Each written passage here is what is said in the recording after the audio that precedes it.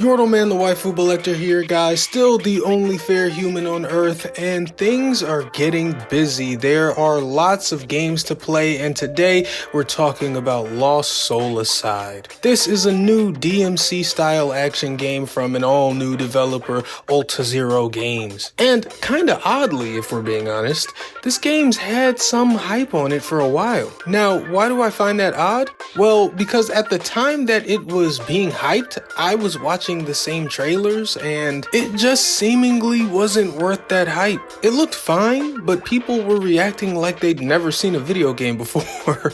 It was not that astonishing or cool looking. And I'm already on record having expressed this in a different video, but now it's here. The game is here and released for us to play, and I've been playing it. So how does the finished product actually measure up?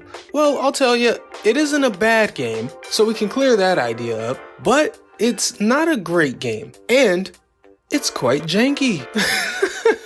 We've got some good old-fashioned jank. And this is the kind of jank that's impossible not to feel in the game. It's impossible not to see in the game. And before I continue, you know what's crazy? This game was somehow in development for 10 years. What? How? Now, clearly an unreleased game being developed for 10 years is just building itself up to a point, and then the dev team is scrapping stuff and changing direction left and right, leading to a never-ending dev cycle. Something like that is probably what was happening. But brother, when you say a game was being developed for 10 years and it's this? That's gonna get a chuckle out of me. And the jank feel is immediate. So if you are coming into this game expecting some sort of ultra smooth, polished, pristine experience, scratch that.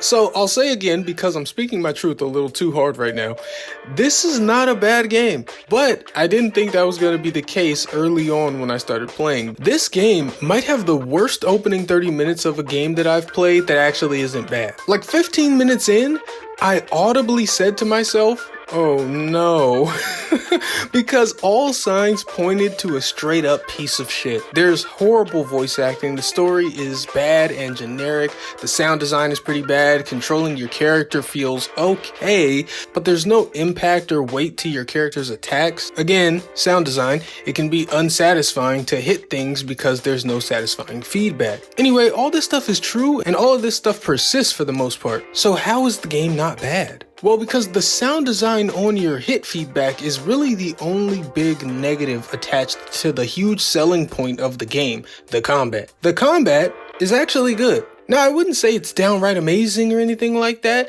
and normally the weight of everything the game is doing wrong would stack against just good combat to make for an overall bad experience. However, this game knows what it did right. It knows the combat is everything, and so that's what you're doing all the time. You're always fighting. Everything's a fight. They don't let their cutscenes go on for too long. They don't let characters talk forever. There are sometimes awkward platforming sections or environments trying to qualify as puzzles, but all of that is pretty scarce compared to the abundance of just straight up fighting you're doing. And outside of the feedback issue, the combat feels good. There's cool shit you can do, there are some fun enemy layouts at times, and some really cool and fun bosses in there as well. Some of the big spectacle bosses are iffy, but there are a lot of good bosses. Not the water guy though. That boss sucks. So boring. If you know, you know.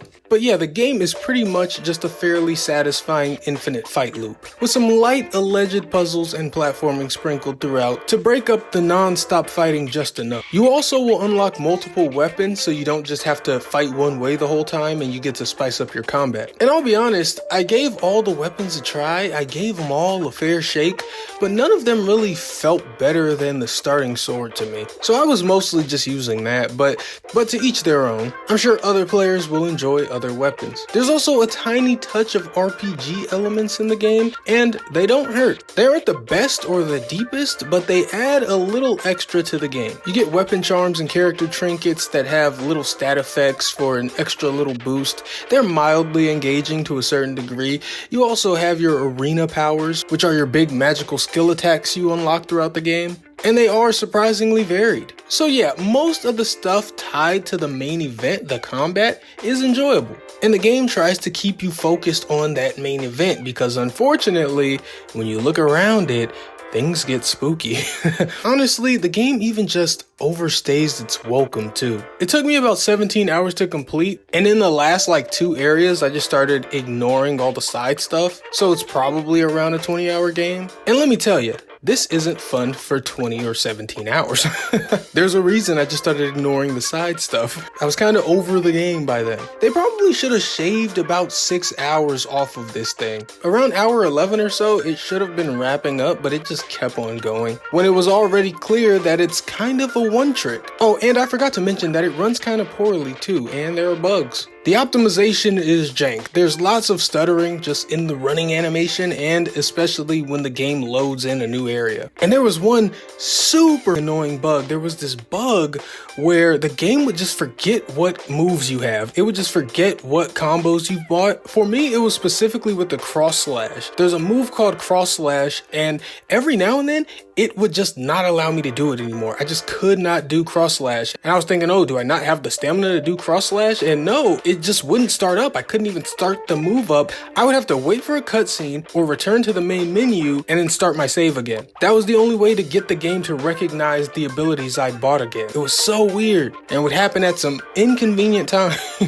But what are you gonna do? It is what it is. So yeah, this is pretty definitively not an overwhelmingly positive experience, but it does the main part of what you want it to do well, and that's honestly enough for it to be a drinkable cup of tea for people's action game thirsts. If I had to put a number on it, I feel a 6 out of 10 is what we've got here. Might not be the most impressive, but technically speaking, they did the job.